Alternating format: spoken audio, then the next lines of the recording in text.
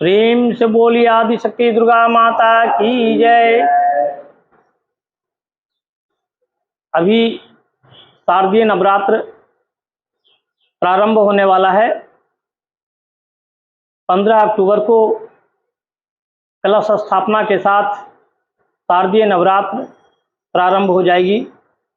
ये शारदीय नवरात्र में हम लोग मुख्य रूप से माँ दुर्गा देवी की पूजन आराधना करते हैं। देवी के 9 रूप का हम लोग पूजन करते हैं।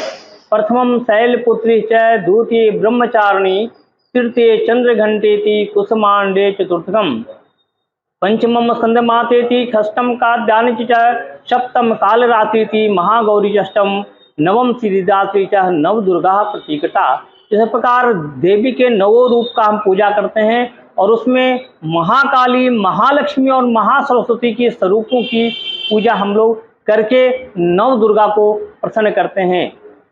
ये नवरात्र जो है 15 अक्टूबर से प्रारंभ होकर और 24 अक्टूबर को यह नवरात्र विजयदशमी होकर और ये नवरात्र समाप्त हो जाएगी।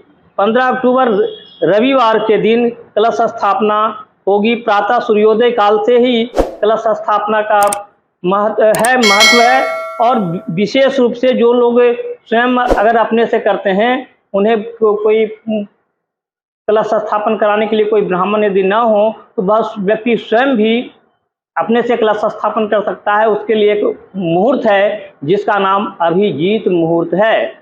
वह व्यक्ति स्वयं से ही कलश स्थापन कर सकता है। वह 12:23 से लेके 1:24 दिन में वह व्यक्ति स्वतः अपने से ही कलश स्थापन कर सकता है। ऐसे तो दिन भर उसका मुहूर्त है। उसके बाद सप्तमी शुक्रवार को है, 21 तारीख को, उस दिन माँ भगवती के मूर्ति रूप की पूजा उस दिन प्राण प्रतिष्ठा मूर्ति रूप में होगी सप्तमी के दिन। और अष्टमी जो है 22 अक्टूबर को है, शनिवार दिन है। बलि प्रदान उस दिन है। महानिशा पूजन है और रात्रि की पूजा है। अष्टमी की पूजा विशेष रूप से मध्य रात्रि में होती है। और उसके बाद 23 अक्टूबर को सोमवार को महानवमी व्रत मनाया जाएगा और हवन इत्यादि कार्य होंगे। मंगलवार को 24 अक्टूबर है और विसर्जन, कलश विसर्जन, मूर्ति विसर्जन जो भी है वह 24 अक्टूबर को होगा।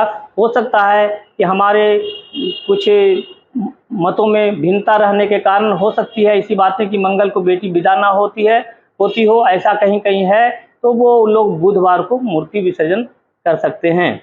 इसी तरह से हम लोग माँ देवी की पूजन करते हैं। और माँ देवी की पूजन का अर्थ तब सार्थक होता है जब हम अपने घरों में जिनके कोख से मैं जन्म लिया हूँ, है ना, उनकी रक्षा सुरक्षा, उनके आत्मसम्मान की रक्षा करें। वह जो है हमारे माँ के रूप में है, मेरी बहन के रूप में है।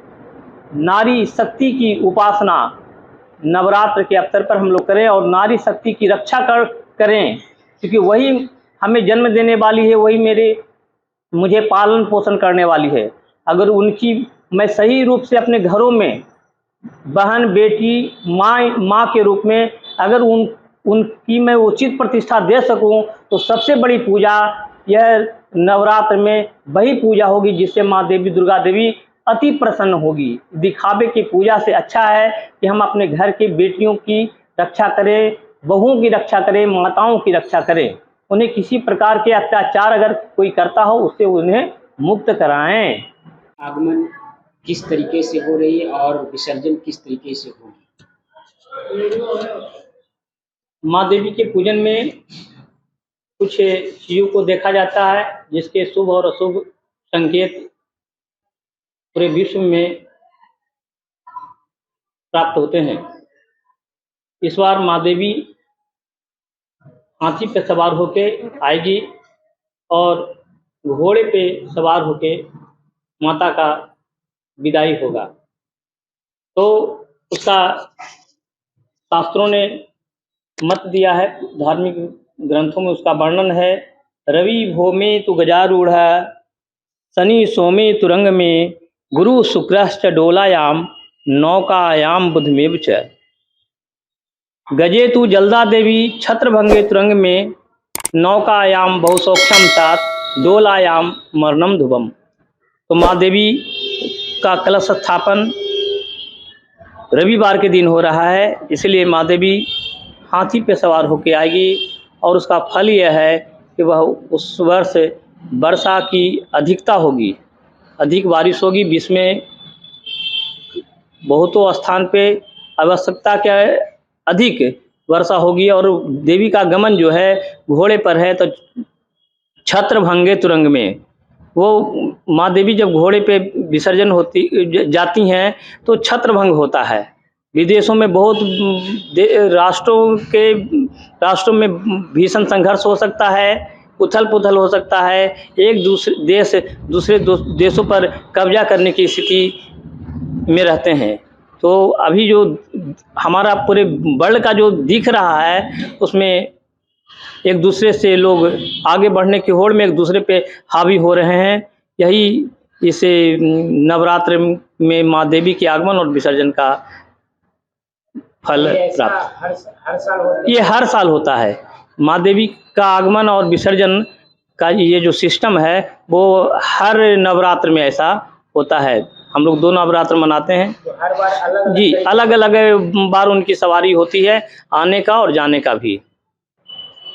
शारदीय नवरात्र में हम लोग जो नवरात्र करते हैं वह शास्त्र सम्मत यह है कि उसमें कुछ चीज़ें वर्जित रहती है, उसका परित्याग करके हम माँ देवी की आराधना में लगे रहते हैं। तक्रम तैलम च तांबुल्यम मध्य मांसम च मैथुनम सौर कर्मा शय्याश्च अष्ट अनुष्ठान वर्जित। या देवी सर्वभूतेषु बुद्धि रूपेण संस्थिता नमस्तस्यै नमस्तस्यै नमस्तस्यै नमो नमः। या देवी सर्वभूतेषु शक्ति रूपेण संस्थिता नमस्तस्यै नमस्तस्यै नमस्तस्यै नमो नमः। या देवी सर्वभूतेषु मातृ रूपेण संस्थिता नमस्तस्यै नमस्तस्यै नमस्तस्यै नमो नमः। इसका अर्थ यह हुआ कि हम लोग माँ देवी की आराधना करते हैं, उसमें ये 8 चीज़ें वर्जित है। और हम लोग आराधना इसलिए करते हैं कि मैं बिल्कुल स्वस्थ रहूं और मुझ में बुद्धि के रूप में माँ तुम मुझ में प्रवेश करो।